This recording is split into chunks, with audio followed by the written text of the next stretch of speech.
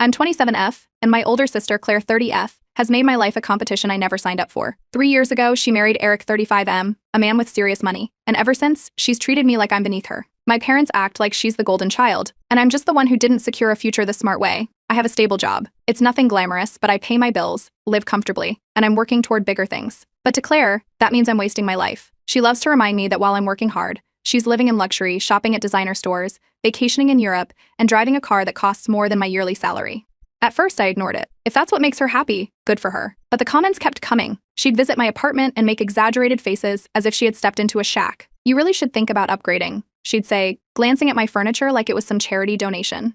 If I bought a new outfit, she'd smirk and ask if it was fast fashion or if I finally decided to treat myself. If I mentioned a good month at work, she'd sigh dramatically. "I don't know why you bother. You could just find a rich guy and actually enjoy life." The worst part? My parents ate it up. They acted like Claire was proof that she had made all the right choices and that I was the family disappointment for actually working for my money.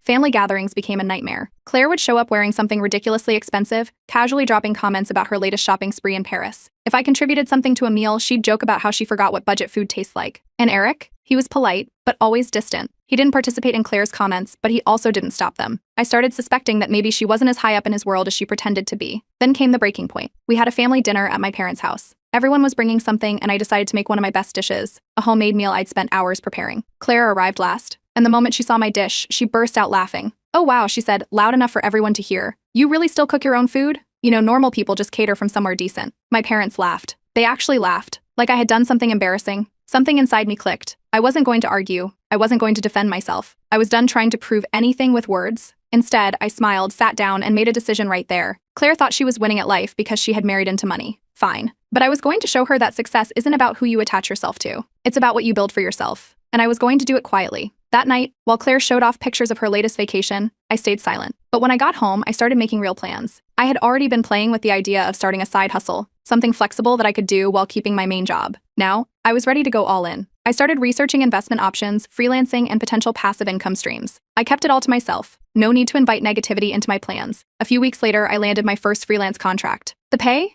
More than I made in 2 weeks at my job. Claire had no idea. Neither did my parents. And that was the best part. Because while they were laughing at me, I was already setting the foundation for something bigger. After that dinner, I stopped wasting energy on Claire and my parents' approval. They wanted to treat me like the family failure? Fine. I had better things to focus on. I still kept my day job, but I started putting in serious time into my side hustles. Late nights, early mornings, I treated it like a second job. The freelance contract I had landed turned into steady work, and soon I was making more from it than I expected. Instead of spending, I saved. Every extra dollar went into investments, growing slowly but surely. My friends noticed the change first. They saw me working nonstop, passing on nights out, staying glued to my laptop. When I finally told them what I was up to, they were all in. They supported me, sent me job leads, connected me with potential clients. Some even started their own side gigs, inspired by how quickly things were taking off for me. My parents? Different story. Every time they called, they had the same question. Had I met someone yet? According to them, I was working too hard for too little.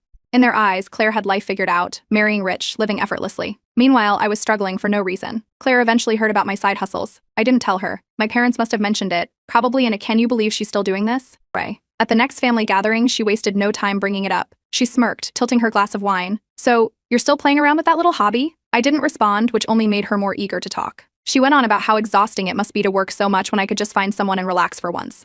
Then came the usual lecture about how I should aim higher in life, which in her world meant marrying into money instead of making my own. I let her talk. Meanwhile, my income streams kept growing. Freelancing wasn't an overnight success. At first, I took on small, underpaid gigs just to build my portfolio. Consulting work started slow, with clients trickling in through word of mouth. And investing? It wasn't a straight shot. Some stocks dipped, and one rental deal fell through. But I kept at it, adjusting, learning. Eventually, my side hustles weren't just side hustles anymore. They were my real income stream. The downside: I was stretched thin. Juggling a full-time job and side hustles wasn't easy. There were nights I barely got any sleep, weekends that disappeared into work. But the results kept me going. Claire, on the other hand, kept flaunting her luxury lifestyle. Designer bags, high-end restaurants, 5-star vacations. Every time she posted something, my parents practically applauded. At a Sunday dinner, she bragged about spending an embarrassing amount on a shopping spree in Milan. My mom gasped in admiration. My dad laughed like she had just won a gold medal. I sat quietly, eating my food, not saying a word. I had reached a financial milestone that week, enough savings to consider buying property. But I wasn't about to share that, not with them. The first sign of cracks in Claire's world appeared a few weeks later. She had been planning another big trip, this time to Dubai. But suddenly she canceled. No explanation, just a vague excuse. Then a family friend casually mentioned something odd. Claire and Eric had been arguing a lot lately, and not the usual bickering. Full-blown fights. Claire's attitude toward me shifted too. The jabs became sharper, more frequent. If I wore something nice, she'd scoff that it was affordable luxury. If I drove somewhere instead of taking an Uber, she'd sigh like I was hopeless. One day, while scrolling online, I saw something interesting. Eric had posted photos from a business trip. Claire wasn't in them. She always tagged along on those trips. Something was definitely off. At another family event, the tension boiled over. Claire was in rare form that night, taking digs at me every chance she got. She called me cheap for not upgrading my apartment, joked that I'd never live like her at this rate. I set down my drink and finally spoke up. It's funny how obsessed you are with my finances when I actually have control over them. The room went silent. Eric, who had been quiet all evening, suddenly let out a short laugh. Then, still looking at his drink, he muttered, "Nothing wrong with financial independence." Claire's face went stiff. She quickly changed the subject, but the mood had shifted. For the rest of the night, she was quieter, tenser, and I couldn't help but notice. Eric never stood beside her when she spoke. A week later, that same family friend dropped another hint. Claire's marriage? Not as perfect as she made it seem? I finally did it. After months of grinding, saving, and working every spare moment, I bought my first rental property. It wasn't a mansion, just a modest apartment in a decent neighborhood, but it was mine. No co-signers, no handouts, just my own hard work paying off.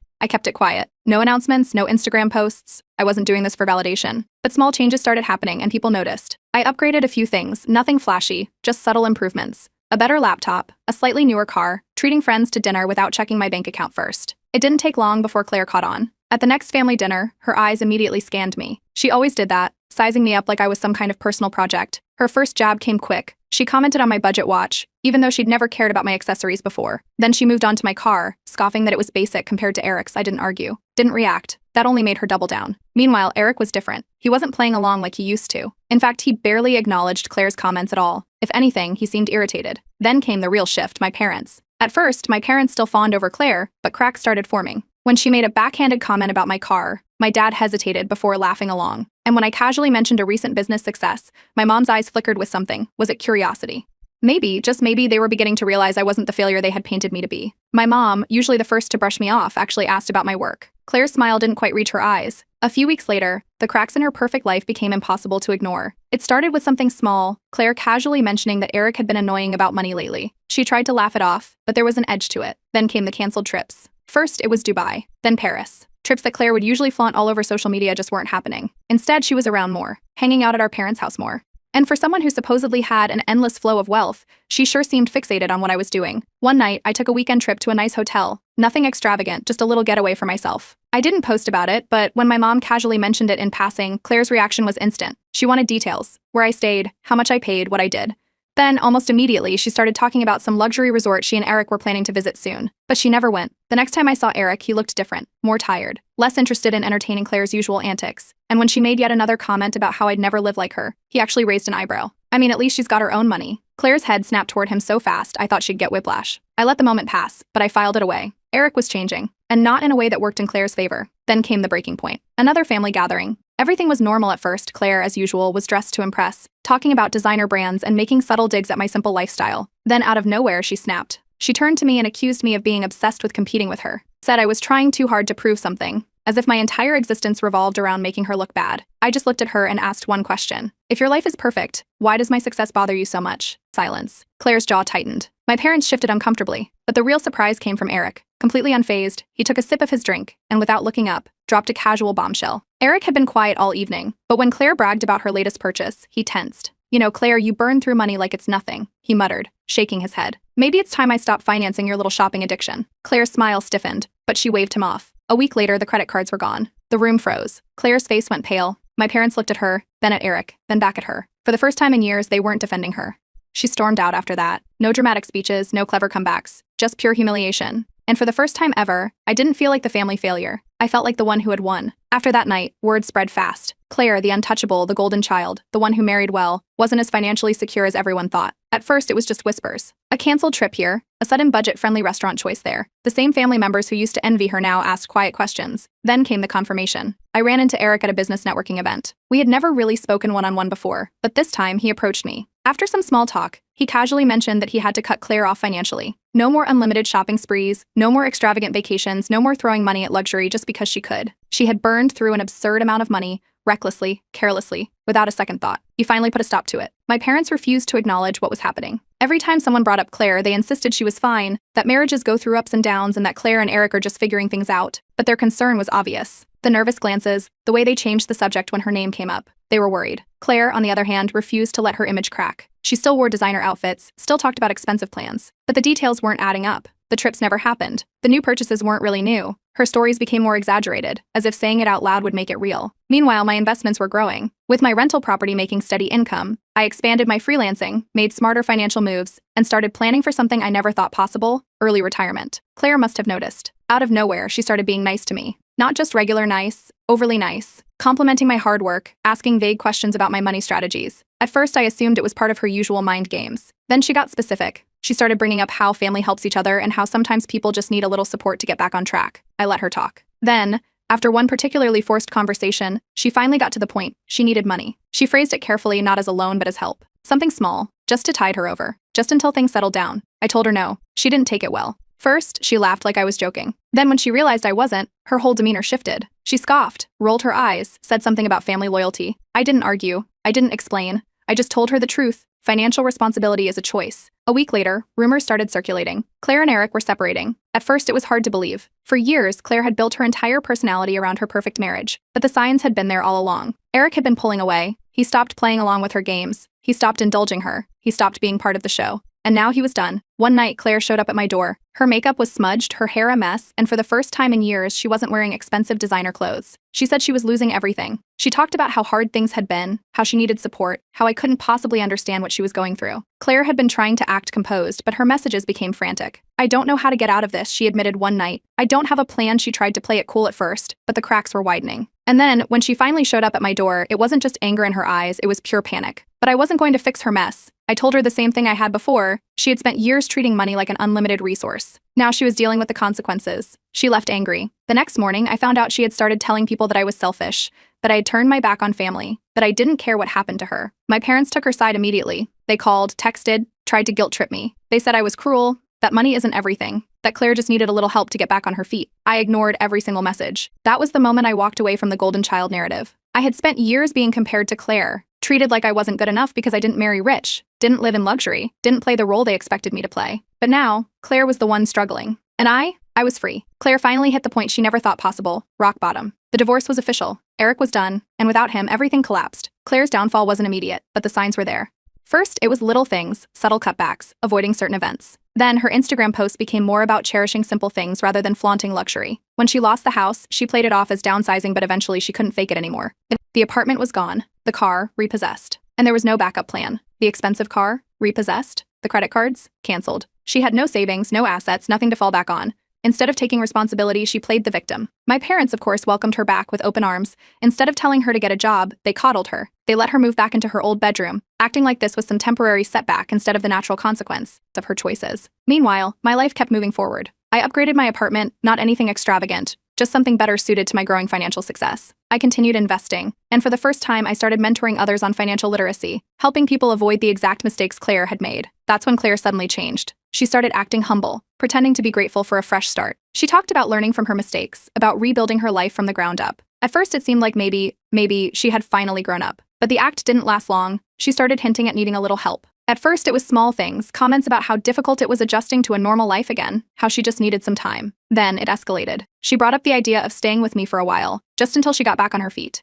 Then she casually mentioned needing a small loan to help her start fresh. I shut it down immediately. I told her point blank that she needed to get a job, that plenty of people work their way back up from worse situations, that she wasn't entitled to anyone's money. She didn't argue. Instead, she started playing a different game, pretending she was trying. She talked about how she was applying for jobs, how she was really making an effort, except no interviews ever happened. No follow-ups, no actual work. My parents ate it up. They kept pressuring me, calling me cold, saying family helps family.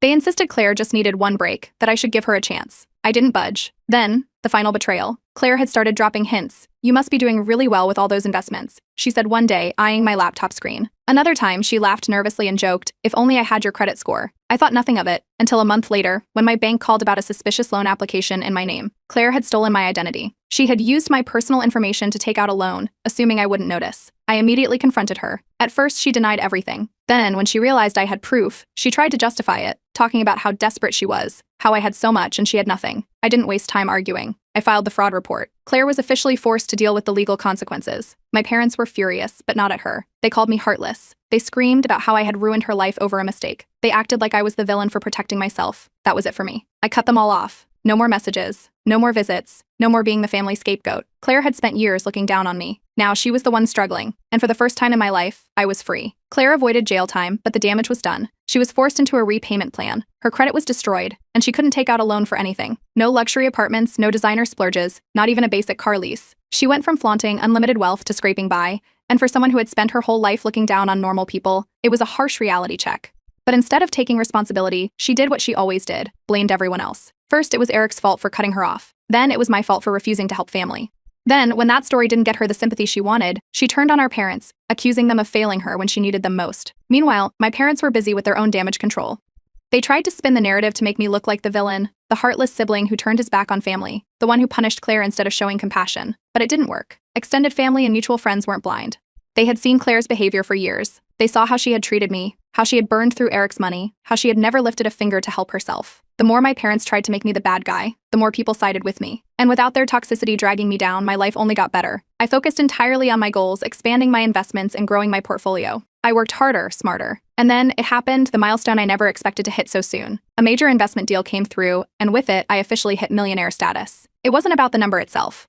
It was about everything it represented. Every late night, every sacrifice, every moment I had spent grinding. While Claire laughed at me, it had all paid off. While I was leveling up, Claire and my parents were sinking. My parents had spent so much of their own savings helping Claire that now they were struggling. Suddenly, they weren't just defending Claire, they were hinting at needing money themselves. They didn't ask directly. At first, it was subtle. Comments about how retirement is expensive, about how they had sacrificed so much for their children. Then, it got more obvious. I ignored every attempt. Then, one day, my mother finally broke down and admitted it. They needed help. I didn't hesitate. I looked at them and said, "You picked your golden child. Now she can take care of you." They had nothing to say after that. Claire made one last attempt to claw her way back into my life. She reached out, claiming she had changed, that she just wanted to make things right, that she finally understood everything now and hoped we could move forward as a family. I ignored the message. Then, a week later, I found out the truth. She was still bad-mouthing me, still playing the victim, still trying to get sympathy from whoever would listen. And at the same time, she was dropping hints about how she just needed one break, how she wouldn't say no to a little help. That was the last straw. I blocked her. No more second chances. No more manipulation. No more family loyalty to people who never had mine in the first place. Without them, my life was quieter, lighter, better. Then came the moment that tied everything together. I was invited to speak at a major financial seminar, an event attended by some of the top professionals in the industry. As I stepped onto the stage, I glanced at the audience. Eric was there. After the seminar, he approached me. There was no awkwardness, no tension, just respect. He congratulated me. Then, after a pause, he smirked. "You dodged a bullet." I didn't say anything. I didn't have to. Claire had spent years trying to prove she was better than me, but in the end, she was the one left with nothing. And I was free, thriving. And finally, completely done with them. Claire officially hit her lowest point. No money, no credit, no job, no rich husband to bail her out. With nowhere else to go, she was completely dependent on our parents, living rent-free in their house. They paid for everything, her food, her bills, even her personal expenses. And despite everything, they still coddled her like she was going through a rough patch instead of dealing with the consequences of her own choices. But it wasn't just Claire who was struggling. Supporting her was draining my parents financially. At first, they wouldn't admit it, but the signs were there. Little complaints about rising expenses, subtle comments about how families should stick together. It was only a matter of time before they started hinting at something. Meanwhile, Claire wasn't job hunting. She claimed she was looking for work, but all she ever did was bounce from one get-rich-quick scheme to another. First, it was an MLM, something about overpriced skincare products. She spammed old friends and acquaintances, pitching it as a business opportunity, acting like she was about to make 6 figures from home. That failed. Then, it was some investment scheme she found online, promising passive income with minimal effort. She sank what little money she had left into it. That failed, too. Next, she resorted to online sob stories. She posted vague, emotional messages on social media about how tough life had been, about how she was rebuilding after being betrayed. She carefully left out the details. At first, some people fell for it, sending sympathy messages, offering support. But as time passed, even they started catching on. Her online glamorous life didn't match reality. She continued posting old photos, recycled luxury vacation pictures, high-end restaurant shots, desperately trying to keep up the illusion. But people weren't stupid. They noticed. Mutual friends started calling her out, asking why she was constantly reminiscing about the past instead of sharing anything new. Her reputation crumbled. Friends who used to admire her lifestyle distanced themselves. People who once envied her stopped returning her calls. She wasn't a socialite anymore. She was just someone who only reached out when she needed something. Then came the setup. My parents invited me over for dinner. At first, it seemed normal, small talk, casual conversation. Then halfway through, the real reason became obvious. They wanted money. They weren't direct about it at first, just comments about how families should support each other, about how Claire just needed a little help getting back on her feet. Then, finally, they asked. I shut it down immediately. They made their choices. They spent years treating Claire like the successful one, ignoring everything I built on my own. Now they wanted me to fix her mistakes? Absolutely not. Claire tried a different approach. She pulled every manipulation tactic she had, apologizing, crying, saying she had changed. She regretted everything, she just needed a chance. Then, not even a week later, I found out the truth. She was still talking badly about me. She was telling mutual friends that I was selfish, that I abandoned my own family, that money had changed me. It was the final confirmation I needed. I cut them all off. Claire, my parents. The entire cycle of guilt, manipulation, and toxicity. Without them, I focused completely on my own life, traveling, expanding my business, building real relationships with people who actually supported me. Then, one day, a mutual acquaintance reached out. Claire was dating someone new, wealthy, well-established. And just like that, she was back in her old routine, bragging, acting like she was bouncing back, telling people she never really lost anything in the first place. It was history repeating itself. And this time I had absolutely no interest in watching it unfold. Claire made her grand comeback, or at least, that's what she wanted everyone to believe. She had a new man, and according to her, he was wealthier than Eric ever was. She wasted no time flaunting their perfect relationship, posting pictures of expensive dinners, luxury vacations, and designer gifts. Our parents, of course, ate it up. They immediately flipped back into smug mode, acting like Claire had proven everyone wrong, like her downfall had been just a temporary setback. The shade was subtle but clear. It's good to see Claire back where she belongs, as if her entire identity depended on being pampered by a rich man. I didn't argue. I just smiled, because I already knew how this would end. Something was off about the guy. Unlike Eric, who had real wealth and kept a low profile, this new guy threw money around like he had something to prove. Flashy cars, extravagant gifts, over-the-top gestures, everything about him screamed performative wealth. A few months in, Claire announced her engagement. She framed it like the ultimate comeback story, like she had risen from the ashes and secured her place back at the top. Our parents doubled down, smugger than ever. They made little comments about how some people spend too much time working instead of just enjoying life,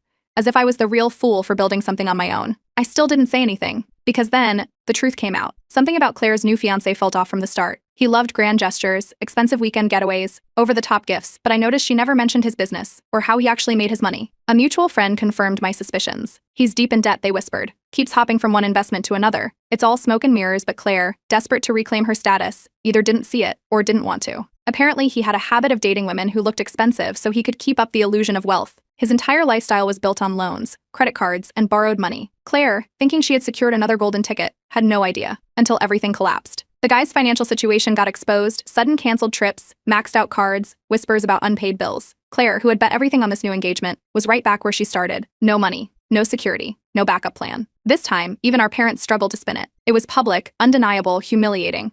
She tried to save face, but people weren't buying it. Former friends who had once admired her started avoiding her. No one wanted to be dragged into her never-ending financial disasters. Then, in a move that truly shocked me, Claire reached out one last time. She said she finally understood, that she had learned her lesson, that she just needed help getting back on her feet. She even tried to play the "we're family" card, acting like we could start over fresh. I let her finish. Then I told her the truth. Your problem is that you always expect someone else to save you. Fix it yourself. I blocked her. This time it was permanent. No second chances, no fake apologies, no more toxic cycles. And for the first time, our parents felt the consequences of their choices. Without Claire's rich husband to fall back on, they were forced to accept reality. The golden child they had spent years worshipping had nothing. And the daughter they had dismissed? I was now wealthier than Claire had ever been, on my own terms. Claire, once the family's prized success story, was just a cautionary tale. No luxury lifestyle, no admiration. Just another person who wasted every opportunity she had. And I was free, finally, completely free.